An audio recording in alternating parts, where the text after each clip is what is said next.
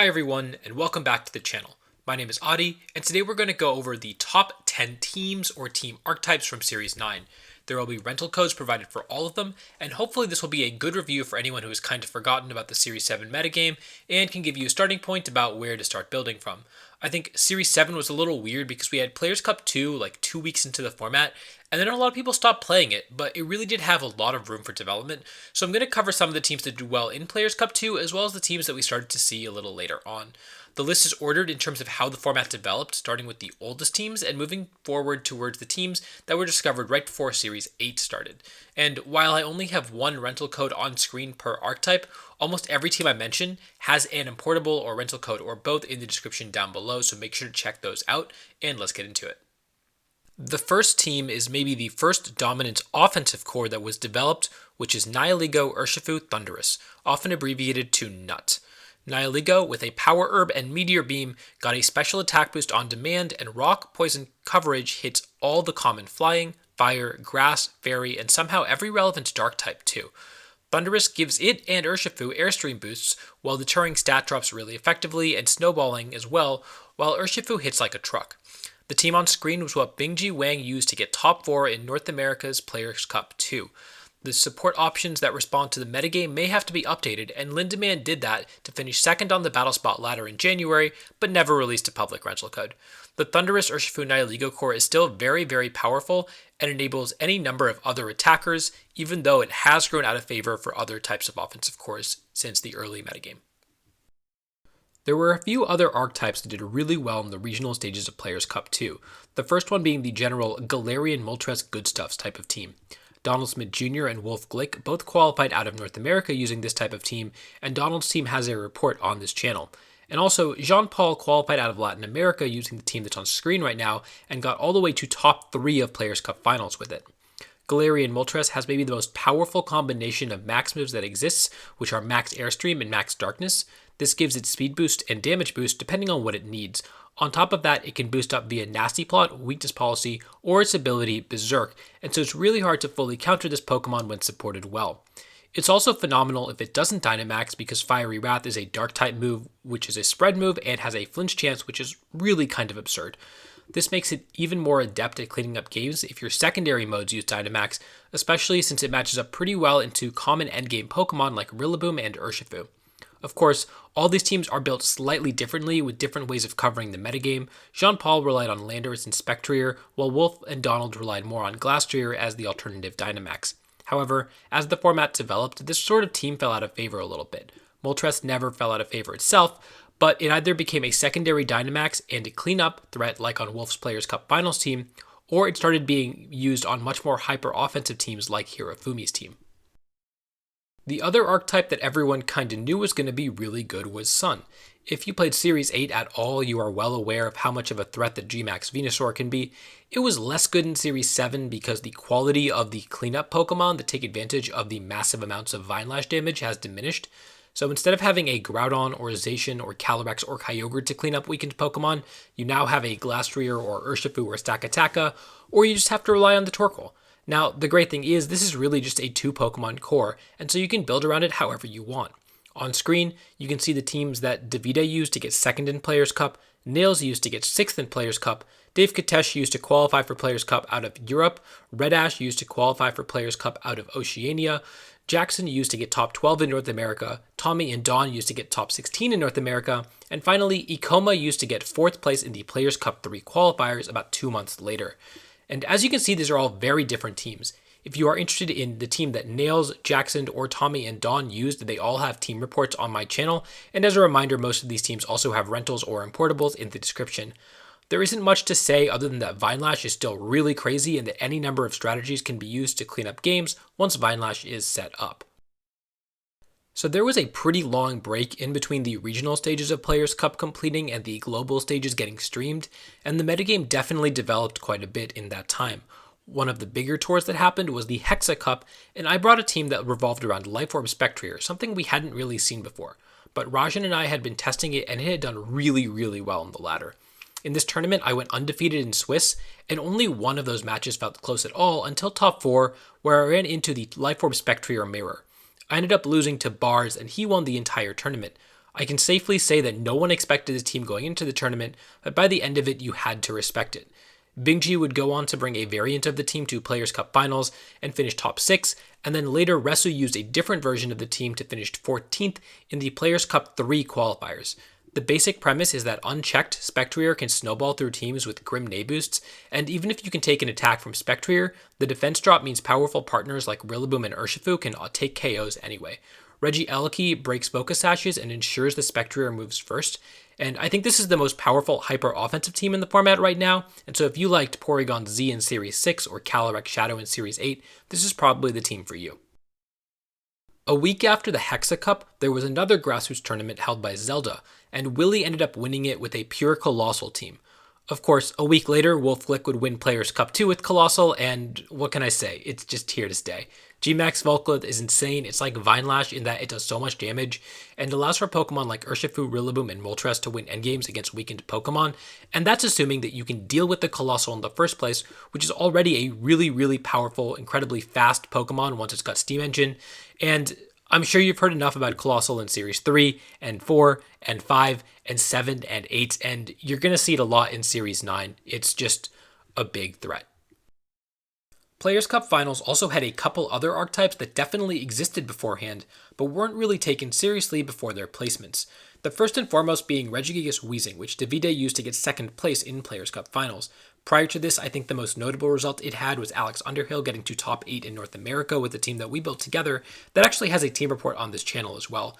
The archetype was also used in some exhibition matches, but one of the most common trends for the archetype, other than Alex's team, was that you would see this 2 Pokemon core paired with another powerful 2 Pokemon core, like Coalossal Dragapult or Torkoal Venusaur, and then have 2 pretty generally powerful endgame Pokemon in the back after one of these 2 cores weakened the opposing team.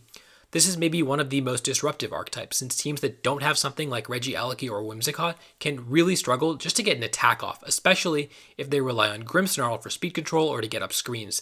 Of course, the downside is that it is very reliant on Weezing, which is not an incredibly bulky Pokemon on the special side, and also Regieleki is just such a huge problem for this team, since it hits Weezing really hard and also makes Regigigas slower than your other Pokemon and nullifies the speed drops from Max Strike that the team really relies on.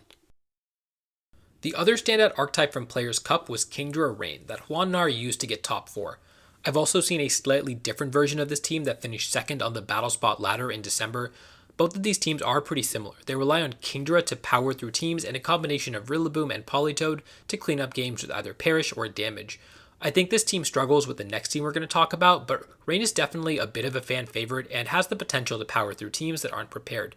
The team itself is pretty straightforward, but takes a lot of skill to play optimally since Kingdra doesn't actually hit that hard unless it's clicking Max Geyser, and oftentimes it isn't allowed to. The key to using this team well and beating the team as well is figuring out exactly what endgame you want and ensuring that Kingdra takes the correct KOs, since it certainly won't take all 4. There's also one more archetype that's been common for a while and ever evolving.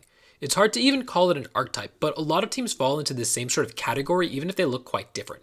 And that's what I'd call the Porygon2 Glastrier Goodstuffs archetype. That's obviously quite vague. Both these Pokemon are very splashable and we see them on the same team very often, but these sort of teams play in a very similar way. They are all very defensive with the ability to take a strong offensive push from an opponent. They emphasize positioning and finding ways to snowball with Glastrier or a secondary win condition in the endgame. This isn't an especially new archetype. Agati and Donald both use teams like this in Players' Cup Finals, but it also has had resounding showings in more recent events. In January, Zelda hosted a $50 entry High Roller Tour that I personally consider the last major of the format, and 2 of the top 4 from this tournament used this archetype. The team on screen also won back-to-back Desafio Latam tournaments and was also recently used by Maddie Morgan to win the first Series 9 Zelda Tour. Porygon2 is a great response to a lot of hyper-offensive archetypes, especially combined with redirection or damage mitigation. This allows you to either use the best damage trader in the format, which is Glastrier, or a strong set of Pokemon like Rotom, Moltres, or Landorus to find one turn to get a boost and then snowball from there. This is probably the closest thing I think this metagame has to a standard team, and is probably going to be omnipresent in one form or another for the rest of the format. At the end of each month, Liberty Note collects the teams that the top players on the Battle Stadium ladder used and publishes them. At the end of November, we saw that 3 of the top 10 were using the same team built around Grimmsnarl Zapdos. Zine, one of the top Japanese players, was the builder of the team, and since then it has taken on several forms. This was the first team that really took advantage of Lagging Tail with Trick Grimmsnarl, an item that makes the holder move last in his priority bracket.